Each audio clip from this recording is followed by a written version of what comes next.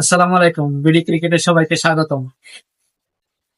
নিউজিল্যান্ডের সাথে বাংলাদেশের বেস্ট 11 কেমন হবে আসেন আমার সাথে আপনাদের মিলে কিনা দেখ। ওপেনিং এ তানজিদ হাসান তামিম, কারণ তানজিদ হাসান তামিম খুব ভালো একটা ছন্দে আছে। ডিফেন্ডটা খুব দারুণ কাটাইছে। ইন্ডিয়ার সাথেও ভালো একটা স্টার্ট পাইছিল, কিন্তু নিচটাকে লম্বা করতে পারিনি। তারপরে এই জায়গায় তানজিদ হাসান তামিম থাকবেই। তানজিদ হাসান তামিমের সাথে আমি পাঠাবো ওপেনিং এ মেহেদী হাসান মিরাজ।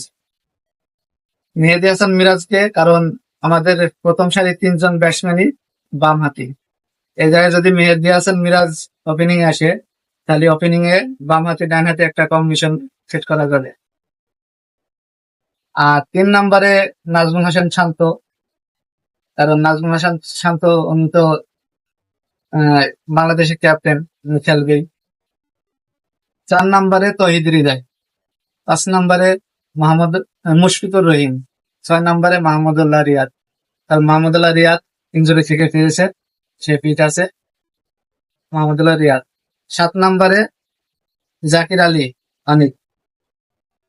এই হলো 7 জন ব্যাটসম্যান। এখন বাকি থাকলো 3 জন, 4 জন। 4 জনের মধ্যে আপনি রিশাদ হোসেনকে, রিশাদ হোসেন ইন্ডিয়ার সাথে খুব দুর্দান্ত খেলছে, খুব দুর্দান্ত বোলিং করছে, ভালো একটা স্পেল করছে। কিন্তু ইন্ডিয়ার সাথে বাংলাদেশ বামহাতে একজন স্পিনারের অভাব টের পেয়েছে। বামহাতে একজন স্পিনারের জন্য বাংলাদেশ খেলছে।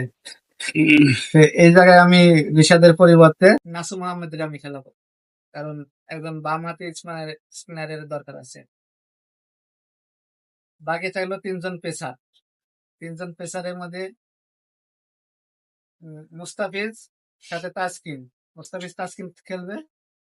আর এই সাথে আমি খেলাবো হচ্ছে নাহিদ রানা, কারণ পাকিস্তানের পিছে গতির দরকার আছে, তো একদম গতিমান বোলারের দরকার আছে। এই কারণে আমি তানজিদ সাকিবের পরিবর্তে নাহিদ রানাকে খেলাবো।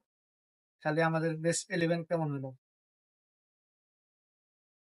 তানজিদ হাসান তামিম, মেহেদী হাসান মিরাজ ওপেনিং এ। 3 নম্বরে নাজমুল হোসেন শান্ত, 4 নম্বরে তহিদ হৃদয়, 5 নম্বরে মুশফিকুর রহিম, 6 নম্বরে মাহমুদুল্লাহ রিয়াদ, 7 নম্বরে জাকির আলী, 8 নম্বরে নাসুম আহমেদ, 9 নম্বরে তাসকিন আহমেদ, 10 নম্বরে মুস্তাফিজুর রহমান, 11 নম্বর নাহিদ রানা। আমার সাথে আপনাদের মিলে কিনা কমেন্ট বক্সে জানাবেন। ধন্যবাদ সবাইকে, ভালো থাকবেন।